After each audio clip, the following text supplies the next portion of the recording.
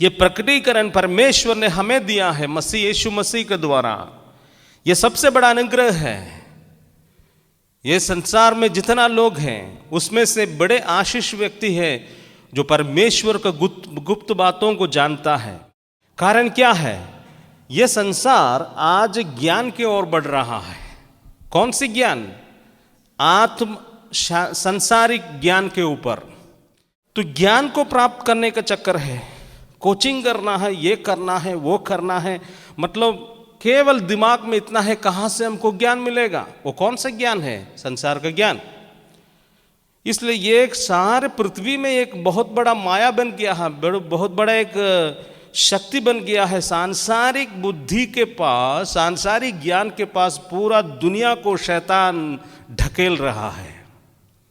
जितना सांसारिक बुद्धि हासिल करेंगे उतना ही परमेश्वर से लोग दूर हो जाएगा। जितना आप संसार के शक्ति को, बुद्धि और ज्ञान को हासिल करेंगे उतना ही परमेश्वर का बुद्धि से दूर जाते जाएगा।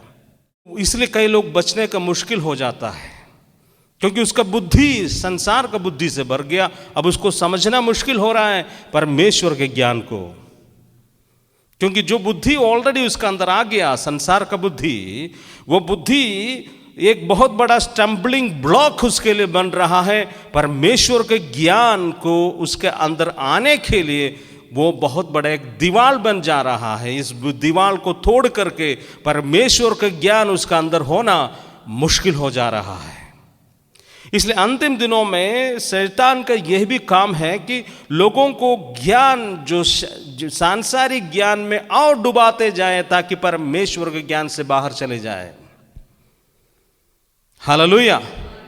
अब यहां पर परमेश्वर जितना शैतान सांसारिक ज्ञानों से लोगों को भर देंगे, उससे 4 गुना नहीं 100 गुना परमेश्वर को ज्ञान देने के लिए पवित्र आत्मा यहां राइट साइड में खड़े हैं। तो क्या करना चाहिए जवानों को और बुजुर्गों को, प्रभु के भक्तों को, कि परमेश्वर के ज्ञान को हासिल करना है। इसलिए आपका जो बुद्धि और ज्ञान पवित्र आत्मा पॉलिश करना चाहता है, उसके ज्ञान आपका अंदर रखने के लिए चाहता है, आप उसके लिए रेडी हैं, वो हो जाएगा। ऐसा नहीं बाइबल में बोला है कि जो बुद्धिमान परमेश्वर को नहीं पा सकता है। बुद्धिमान अपने बुद्धि को तुच्छ समझेंगे तो परमेश्वर का बुद्धि उसको अंदर आ जाता है। ऐसा नहीं कि केवल मूर्ख को परमेश्वर बुलाया, बुद्धिमानों को भी बुलाया है, परंतु वो बुद्धिमान ऐसा बन गया है, बुद्धिमान अपने बुद्धि को तुच्छ समझा और परमेश्वर का बुद्धि को स्वीकार किया है। ऐसे बुद्धिमानों को परमेश्वर हासिल किया है, उसको स्वीकार किया है। हमने कई बार देखा है हीलिंग मिनिस्ट्री, चंगाई का सेवकाई को चलाने वाला डॉक्टर होता है। चंगाई सभा को चला रहा है डॉक्टर, या फिर उसको एक्सप्लेन करने वाला डॉक्टर। वो तो नंबर 1 का डॉक्टर लोग वहाँ पर चंगाई सभा में सहायता देता है और सर्जरी करता है जाकर, वो दूसरा काम है। और उसके बाद में बोलता है कि हमने सर्जरी करने से भी जब तक यीशु मसीह हाथ नहीं रखेगा यह आदमी चंगाई को नहीं पाएगा। ऐसे एक से एक डॉक्टर्स है, वो ऊंचा लेवल का, हाई लेवल डॉक्टर्स, सर्जरी करने वाले। वो काम करता है, परंतु उसका बुद्धि यीशु को दिया है। उसको बुद्धि उसने यीशु को दिया। वो समझा कि इससे कुछ नहीं होने वाला, हम तो अपने टेक्निक से काम कर रहे हैं, लेकिन जान परमेश्वर से आता है, हीलिंग परमेश्वर से आता है। वो अपने साइंस के ऊपर एक साइंस को पाया है, अपने मैथमेटिक्स के ऊपर दूसरे एक मैथमेटिक को पाया है जो ये समझ नहीं सकता है, अपने केमिस्ट्री के ऊपर दूसरे केमिस्ट्री को देख रहा है, अपने फिजिक्स के ऊपर दूसरे एक फिजिक्स को देख रहा है जो इसका बुद्धि से बाहर है। जब उसने इस बात को देखा तो उसने स्वीकार किया, हाँ मेरा बुद्धि सीमित है, परमेश्वर का बुद्धि और ज्ञान कितना महान और कितना बड़े और विशाल है। हालेलुया। ऐसा कभी भी नहीं है बच्चों, परमेश्वर को लोगों कि परमेश्वर केवल मूर्ख को ही संसार से बुलाता है, अनपढ़ को ही बुलाता है। नहीं, ऐसा नहीं। लूका रचित सुसमाचार, जिसने लूका जो लिखा है, लूका उस समय का डॉक्टर था। ये सच है, पत्रोस ने मछुआरा था, मछली पकड़ने वाला व्यक्ति था, परंतु लूका डॉक्टर था उस समय का नंबर 1 डॉक्टर। और उसके बाद में मत्ती टैक्स कलेक्टर था, गवर्नमेंट ऑफिसर था, सकवुस गवर्नमेंट ऑफिसर था, और उसके पीछे और भी बड़े बड़े लोग होलिया था, निकोदेमुस, जोसेफ अरमतिया, ये सब बड़े बड़े मिनिस्टर लेवल का लोग था, वो भी यीशु के पीछे होलिया है। हालेलुया। निकोदेमुस फरीसी नंबर 1 ज्ञान और बुद्धि का समझदार का व्यक्ति था। उसने यीशु के पास आकर के बोला, रब्बी आप तो जो करता है, जब तक परमेश्वर का शक्ति आपके अंदर में नहीं होता है तब तक आप ये काम नहीं कर सकता है। यीशु ने उससे बोला, ये देखो निकोदेमुस, दूसरा जन्म लेना तब तो परमेश्वर के राज्य में प्रवेश करेगा। बुद्धिमान व्यक्ति फरीसी निकोदेमुस के लिए दिक्कत हो गई इस बात को समझना, दूसरे बार मनुष्य कैसे जन्म ले सकता है। यीशु ने फिर उससे कहा, मैं तुमको और डिटेल में बता रहा हूं, जल और आत्मा से तुमको जन्म लेना जरूरी है। और उसने प्रश्न किया, हे रब्बी आप ये क्या बोल रहा है, कैसे हम आत्मा के द्वारा और जल से जन्म लेगा।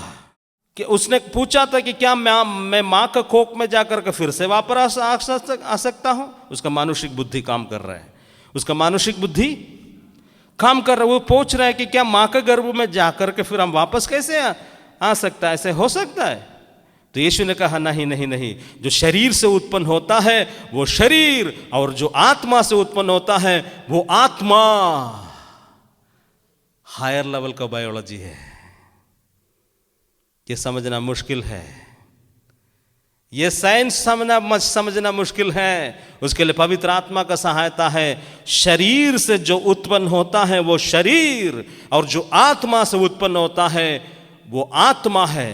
तुम्हारा माँ और पिताजी तुमको जन्म दिया है, वो शरीर से जन्म दिया है। जब पवित्र आत्मा तुम्हारा अंदर में आएगा, तुम्हारी आत्मा परमेश्वर का आत्मा के द्वारा फिर से जिंदा हो जाएगा।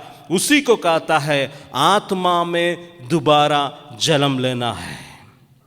जब तक कोई परमेश्वर के राज्य को जल और पवित्र आत्मा से जन्म नहीं लेता है, वो परमेश्वर के राज्य को नहीं देख सकता है, न परमेश्वर के राज्य में प्रवेश कर सकता है। मैं आपसे पूछूंगा, क्या है आप परमेश्वर के राज्य को देखता है क्या? कितना लोग बोल सकता है कि मैं परमेश्वर को राज्य को देखता हूं? विश्वासी जो ओरिजिनल है, आप परमेश्वर के राज्य को देखता है, आप प्रभु के राज्य को देखा है आंतरिक आंखों से, इसलिए उसके पीछे हो ले रहा है। वो निकोदेमुस फरीसी नंबर 1 यीशु के पीछे हो लिया। पौलुस बड़े फरीसी था, ज्ञान और विद्वान व्यक्ति था। यीशु मसीह को और उसके चेलों को मारना, कलीसिया को सताना उनका काम था, परंतु परमेश्वर के ज्ञान उसकी जिंदगी को बदल दिया है। हालेलुया। परमेश्वर का प्रशंस। और बच्चे प्रार्थना करता है, मुझे ज्ञान दीजिए, ऐसा प्रार्थना मत कीजिए। उसका सलूशन यही है, Colossian chapter 2 verse 3, all the treasures hidden in Jesus Christ. हर ये ज्ञान यीशु में छुपा हुआ है। जब यीशु आ गया तो ज्ञान के लिए प्रार्थना का जरूरत नहीं है, ज्ञान आ गया है। हालेलुया। इसलिए इन दिनों में परमेश्वर पवित्र आत्मा का शक्ति आपका अंदर उंडेलने के लिए जा रहा है, तो आप और हम और मजबूत हो जाएगा। ज्ञान से भरा हुआ पावर ये जगत में परमेश्वर रिलीज करेगा। जो उसके लिए काबिल है उसको 100 गुना फल परमेश्वर देगा। जो समझता है अरे ये सब नहीं, हमको नौकरी कमाना है तो जाओ, कोई दिक्कत नहीं है, हमको घर बनाना है, बेटा को करना है, बेटी को करना है तो करते रहो, कोई दिक्कत नहीं। लेकिन परमेश्वर का बुलाहट सबके लिए परमेश्वर दिया है। जो उसका आवाज़ सुनेंगे वो उसके पास आ सकता है।